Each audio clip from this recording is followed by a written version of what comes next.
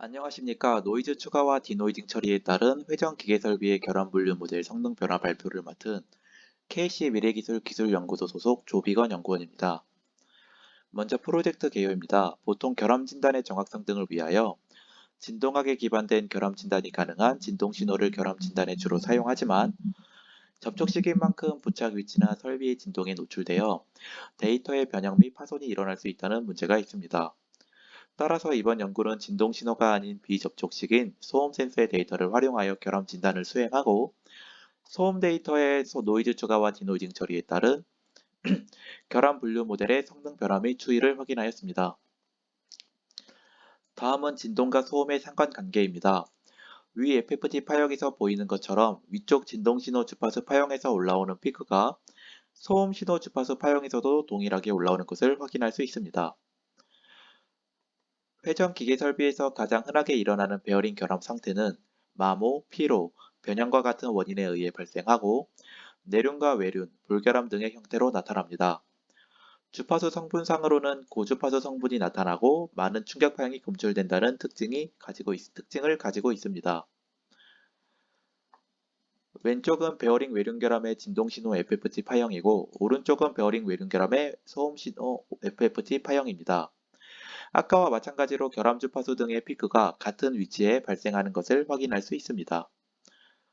아래는 실험실에서 데이터를 취득하는 영상인데 영상 시기는 데이터를 취득했을 당시의 영상은 아니나 같은 방법으로 데이터를 취득했다고 봐주시면 감사하겠습니다.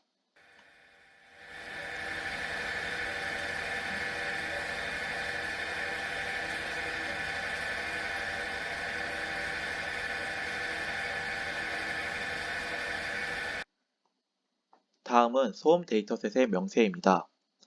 정상 상태부터 16개의 단일 및 복합 유형의 결함으로 데이터가 이루어져 있으며 총 17개의 상태에 대해서 진단하였습니다. 샘플링 레이트는 5만Hz로 취득을 하였습니다. 소음 데이터셋의 전처리는 가감석 구간이 포함되어 있는 초반부를 제외하고 등속 구간의 데이터만을 활용하였으며 데이터를 1초 단위로 분할하여 사용하였습니다. 각 클래스별로 1000개의 데이터, 총 1만 7000개의 데이터를 통해 모델의 학습과 테스트를 진행하였습니다. 노이즈 추가 방식은 실제 산업 현장의 외부 소음 데이터와 실험실 데이터의 시력과 비교를 통한 SNRB를 구하여 그 차이를 조절하는 방법으로 노이즈를 추가하였습니다. 데시벨의 값이 낮아질수록 노이즈의 영향이 더 큰 것을 말하며 그래프를 보시면 10dB가 0dB, 마이너스 10dB의 노이즈 추가 데이터와 원본 데이터의 차이를 확인하실 수 있습니다. 데이터 전처리와 모델에 실험할 때 사용한 이미지 처리 방식은 STFT 로그 스펙트로그램, 멜 스펙트로그램, 그리고 연속 웨이블리 변환 등이 있습니다. 아래는 정상 상태와 결함 상태들의 원본 이미지와 0dB 노이즈를 추가한 상태의 이미지 비교군입니다. 대체적으로 노이즈를 추가했을 때 톱니 형식으로 나 있는 고피크 주파수가 연해져 있는 것을 확인할 수 있습니다.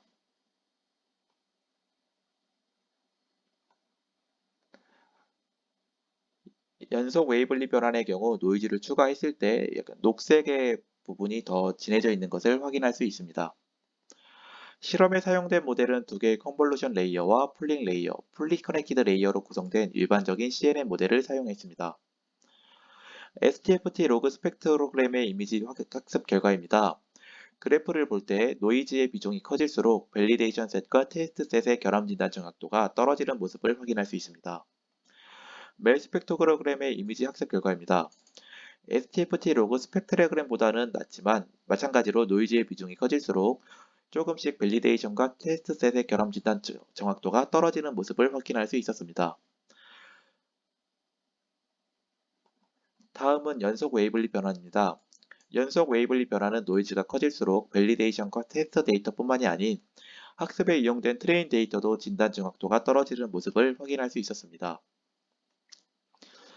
디노이징 방법은 위너 필터를 사용하였습니다. 위너 필터는 신호에서 노이즈를 축소할 수 있는 필터로 예측된 원하는 신호, 즉 노이즈가 없는 신호와 관측 신호를 통계적으로 비교하여 실질적으로 원하는 신호인 노이즈가 감쇄된 신호를 예측합니다. 아래는 노이즈 비중이 가장 큰 마이너스 20dB 노이즈에 대한 디노이징 후 모델 학습 결과입니다.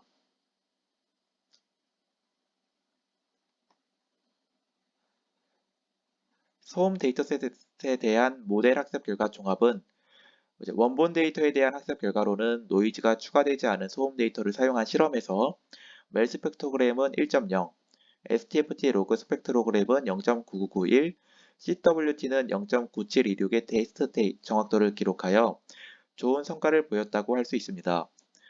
노이즈가 추가된 데이터에 대해 학습 결과는 멜 스펙트로그램의 경우 모든 3개의 노이즈 추가 데이터에서 1.0 혹은 그에 준하는 테스트 정확도를 기록하였습니다. STFT 로그 스펙트로그램의 경우 실험에도 전반적으로 우수한 정확도를 기록하였으나 원반 데이터에 비해 노이즈의 비중이 가장 큰 마이너스 20dB 노이즈가 추가된 경우 0.7179의 정확도를 기록하여 성능이 다소 하락하였음을 확인하였습니다. CWT를 사용한 실험에서는 앞선 두 이미지 변환 기법과 달리 데이터에서 노이즈 비중이 커질수록 정확도가 크게 하락하는 영상을 보였는데 특히 마이너스 20dB 노이즈의 경우 정확도가 크게 하락하여 새 이미지 변환 기법 중 가장 노이즈에 취약한 방식임을 확인하였습니다. 위너 필터로 디노이징 처리 후 소음 데이터에 대한 학습 결과입니다. 원본 데이터에 비해 노이즈의 비중이 가장 큰 노이즈인 마이너스 20dB 노이즈가 추가된 소음 데이터에 위너 필터를 적용하기 전과 후의 모델 학습 결과를 비교하였습니다.